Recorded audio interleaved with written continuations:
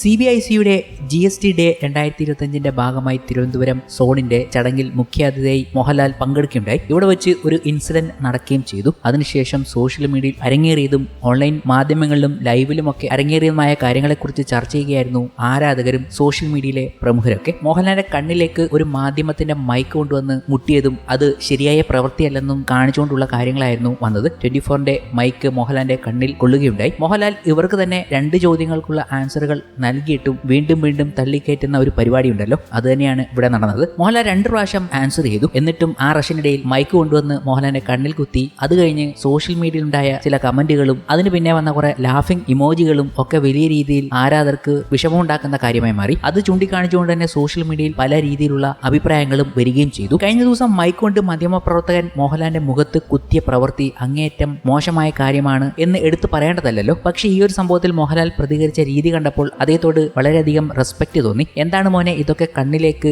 എന്നൊരു ചോദ്യം മാത്രം വളരെ കൂളായി ചോദിച്ച് മുഖം തടവി അദ്ദേഹം കാറിൽ കയറിപ്പോയി. തമാശ രൂപേണ അവനെ ഞാൻ നോക്കി വെച്ചിട്ടുണ്ട് എന്നൊരു തമാശയും. ഇങ്ങനെയുള്ള സാഹചര്യത്തിൽ ക്ഷമ കൈവിടാതെ നിൽക്കുന്ന പുള്ളിയുടെ സ്വഭാവവും തന്നെ ഏറ്റവും വെറുപ്പിച്ചിട്ടും മാന്യത കൈവിടാതെ പെരുമാറുന്ന സ്വഭാവവും കണ്ടുപഠിക്കേണ്ടതാണ് എന്ന് പ്രേക്ഷകരും ആരാധകരും ഈ അവസരത്തിൽ പറയുകയാണ്. പഠിക്കാൻ എളുപ്പം കഴിയുന്ന സ്വഭാവമല്ല എന്നറിയാം. മറ്റേതെങ്കിലും മനുഷ്യനായിരുന്നു ഇവിടെയെങ്കിൽ മറ്റു പലതും അവിടെ സംഭവിച്ചേനെ എന്നുറപ്പ്. ലാലേട്ടനെ റെസ്പെക്ട് ചെയ്തുകൊണ്ടുള്ള പോസ്റ്റുകൾ കഴിഞ്ഞ ദിവസങ്ങളിൽ നിറയുകയായിരുന്നു. ഇതൊരു വലിയ സംഭവമായി തന്നെ കാണേണ്ടതുണ്ട്. കാരണം ഒരു വിഭാഗം പ്രേക്ഷകരുടെ അഭിപ്രായങ്ങളായിരുന്നു വലിയ രീതിയിൽ ആരാധകരെ ചുടിപ്പിച്ചതും. ഈ പ്രശ്നങ്ങളും ഇൻസിഡന്റുകളും ഒക്കെ ഒരു ഭാഗത്ത് നിൽക്കുമ്പോഴും ആരാധകരെയും പ്രേക്ഷകരെയും അത്ഭുതപ്പെടുത്തിയത് കഴിഞ്ഞ ദിവസം മോഹൻലാലിന്റെ മകൾ വിസ്മയ മോഹൻലാൽ സിനിമയിലേക്ക് എത്തുന്നു എന്നത് തന്നെയാണ്. അതും ജൂഡ് ആന്റണി ജോസഫ് സംവിധാനം ചെയ്യാൻ പോകുന്ന ചിത്രത്തിൽ. ഇതിൽ പല രീതിയിലുള്ള അഭിപ്രായങ്ങൾ സോഷ്യൽ മീഡിയയിൽ നിറയുന്നതുമുണ്ട്. കാരണം ജൂഡ് ആന്റണിയുടെ ഒരു മോഹൻലാൽ ചിത്രം പ്രതീക്ഷിച്ചവർക്ക് മുന്നിലേക്കാണ് ജൂഡ് ആന്റണിയുടെ ഒരു വിസ്മയ മോഹൻലാൽ ചിത്രം വരുന്നത്. എന്നാൽ ഇത് അവിടെ തീരുന്നില്ല എന്നതാണ്. കാരണം ജൂഡ് ആന്റണി വിസ്മയിപ്പിക്കാൻ പോകുന്നത് സാക്ഷാൽ മോഹൻലാലിനെ വെച്ച് തന്നെ ആയിരിക്കും എന്നും കൂടി പ്രേക്ഷകർ ഈ അവസരത്തിൽ കണ്ടുപിടിച്ച് പറഞ്ഞിരിക്കുകയാണ്. ജൂഡ് ആന്റണി നിരവധി ഇന്റർവ്യൂകളിൽ പറഞ്ഞിട്ടുണ്ട് പുള്ളി ഒരു ഡൈഹാർഡ് മോഹൻലാൽ ഫാൻ ആണെന്ന്. അനൗൺസ്മെന്റ് പോസ്റ്റർ കണ്ടിട്ട് ഇതൊരു പീക്ക് സിനിമാറ്റിക് എക്സ്പീരിയൻസ്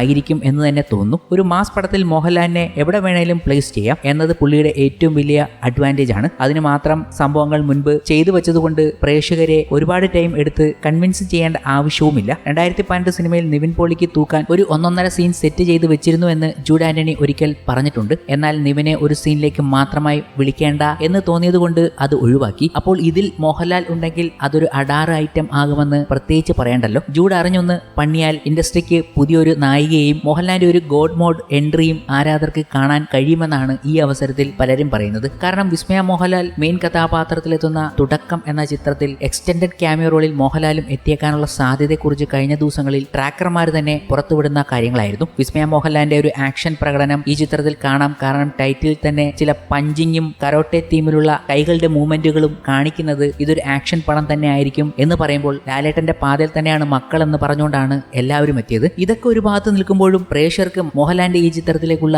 ആ എൻട്രിയെ കുറിച്ച് തന്നെയാണ് പറയാനുള്ളതും. അപ്പന്റെ പേര് മോഹൻലാൽ എന്നായതുകൊണ്ടോ മമ്മൂട്ടി എന്നായതുകൊണ്ടോ സുരേഷ് ഗോപി എന്നായതുകൊണ്ടോ സുകുമാരൻ എന്നായതുകൊണ്ടോ ജയറാം എന്നായതുകൊണ്ടോ ഇവരുടെ മക്കൾ സിനിമയിൽ അഭിനയിക്കാനുള്ള ആഗ്രഹം പാടില്ല എന്നും മറ്റും വെച്ച് കീറുന്നതിന്റെ കാരണം മനസ്സിലാവുന്നില്ല. അപ്പന്റെ പാത മക്കൾ തുടരാൻ ആഗ്രഹിക്കുന്നുവെങ്കിൽ അത് നല്ലതാണ്. അപ്പന്റെയും അമ്മയുടെയും സ്വജനപക്ഷപാതത്തിന്റെ മെറിറ്റ് അനുഭവിക്കാത്തവരായി അധികം പേരുണ്ടാവില്ല. വിസ്മയ മോഹൻലാലിനെ നെപ്പോകിഡായി ട്രോൾ ചെയ്യുന്നവർ ഇത് ആലോചിച്ച് നോക്കണം. പാരമ്പര്യം കൊണ്ട് മാത്രം ആർക്കും ഒരു മേഖലയിൽ അധികം നിൽക്കാൻ കഴിയില്ല. അതിന് കഴിവ് വേണം. കഴിവുണ്ടെങ്കിൽ എത്ര കാലം വേണമെങ്കിലും നിൽക്കും. സിനിമയിൽ പ്രത്യേകിച്ചും ദുൽഖറും പൃഥ്വിയും കാളിദാസും പ്രണവും കഴിവുള്ളവരായതുകൊണ്ട് തന്നെയാണ് ഇപ്പോഴും ഇവിടെ സിനിമകൾ ചെയ്യുന്നത്. വളർച്ചയുടെ വലിപ്പം കമ്മിറ്റ്മെന്റ് പോലെ ഉണ്ടാകും. വിസ്മയ മോഹൻലാൽ കഴിവുണ്ടെങ്കിൽ തുടക്കം കഴിഞ്ഞും ഇവിടെ തുടരും എന്ന് ഈ അവസരത്തിൽ പ്രേക്ഷകർ ചില വിമർശനങ്ങൾക്ക് അഭിപ്രായങ്ങൾ പറയുന്നുണ്ട്. അങ്ങനെ പലരും കഴിഞ്ഞ ദിവസത്തെ ഈ വമ്പൻ പ്രഖ്യാപനത്തെക്കുറിച്ച് പറഞ്ഞുകൊണ്ട് സോഷ്യൽ മീഡിയയിലെത്തിയത് കൗതുകമായി. കാരണം അത്രമേൽ ഈ ഒരു പ്രഖ്യാപനത്തെ പ്രേക്ഷകർ സ്വീകരിച്ചു എന്നതാണ്. ഒരു പ്രണവ് മോഹൻലാൽ അഭിനയത്തിലേക്ക് വരുന്നു എന്ന് പറഞ്ഞതുപോലെ തന്നെ വിസ്മയ മോഹൻലാലും അഭിനയത്തിലേക്ക് വരുന്നു എന്ന് പറഞ്ഞപ്പോൾ പ്രേക്ഷകരുടെ അഭിപ്രായം ഗംഭീരമായിരുന്നു.